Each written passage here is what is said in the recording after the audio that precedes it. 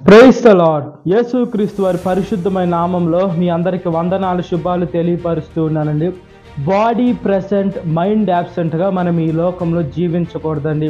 ఈ లోకానుసారమైనటువంటి అధికారుల దగ్గరికి వెళ్ళేటప్పుడు లేదా గొప్ప గొప్ప సభలకు వెళ్ళేటప్పుడు మనం మనసు ఉంచి వాళ్ళు ఏం చెప్తున్నారో మనం వింటూ ఉన్నాం. కానీ దేవుని సంఘానికి వెళ్ళేటప్పుడు అనేక మందిని మనం చూసుకున్నప్పుడు నిద్రపోతూ ఉంటారు. మనము నిద్రపోతే మనకేం వస్తుందండి? దేవుని వాక్యము మన జీవితాన్ని మారుస్తూ ఉంటుంది. రెండో మరణం దగ్గర నుంచి మనల్ని తప్పించేది దేవుని వాక్యం ఒక్కటే. ఈ లోకంలో సభలో అధికారులు మనల్ని తప్పించలేరండి. దేవుని దగ్గర మనం భయంగా భక్తిగా మనం ఎప్పుడైతే ఈ లోకంలో జీవిస్తామో దేవుడు మన ప్రతి ఒక్క అవసరాన్ని ఆయన చిత్తానుసారంలో తీరుస్తారండి. మనం ఈ లోకంలో మనుషులకు భయపడుతూ ఉంటారు, కానీ దేవుడు అంటే భయమే ఉండదు. దేవుడు లేడని కొంతమంది భ్రమపడుతూ ఉంటారు. కొంతమంది దేవుడు నాకేం సహాయం చేస్తారు అని అంటూ ఉంటారు.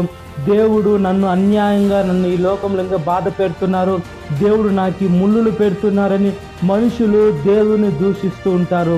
ఆ మనుషులు దేవునికి ఏం చేస్తున్నారండి? దేవునికి ప్రార్థన చేయరు, సంఘానికి పోతూ నిద్రపోతూ ఉంటారు. ఎప్పుడో దశం భాగం అంత వేసి అదేవిధంగా దేవుడు అన్ని కార్యాలు చేయాలంటే చేయరండి. దేవుడికి డబ్బు అవసరం లేదు, సమస్తం ఆయన పాదము క్రింద ఉంది. పాదపీఠము భూమి అయిపోయింది. దేవుడికి సమస్తం ఆయన చేతుల్లో ఉంది. మన ఆత్మ కోసము దేవుడు ప్రాణం పెట్టి రక్తం చిందించి మన ఆత్మని పరలోకానికి తీసుకొని వెళ్ళాలని కోరుకుంటున్నాడు. ఈ లోకంలో డబ్బులు అవి ఇచ్చి నేను ఇస్తున్నాను కదా, నా ప్రార్థన ఎందుకు దేవుడు ఆలకీయటం లేదు అని మనం చేయకుండా దేవుడి దగ్గరికి వెళ్ళి మన మనసు నుంచి ప్రార్థన చేసి మనం దేవుని వాక్యానుసారంగా జీవించినట్లుగా ప్రార్థన. మహాపరిశుద్ధాత్మదేవ, మా ప్రియ పరలోక తండ్రి, ఈ లోకంలో విషయాలకి ఏమో వేసి ఆత్రపడుతూ ఉంటారయ్యా.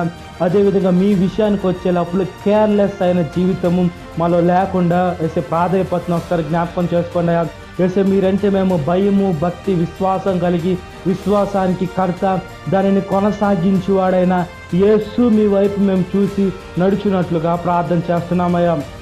ఈ లోకంలో ఎటువైపు పోయినా కూడా సాతాను మమ్మల్ని ముంచి వేస్తుంటుంది.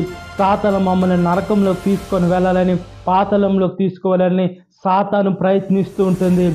మీరైతేనే మీ ఆత్మీయ వరాలు మాకు దయచేయమని, మీరైతేనే మీ బిడ్డలకు మంచి కోరుకునేది.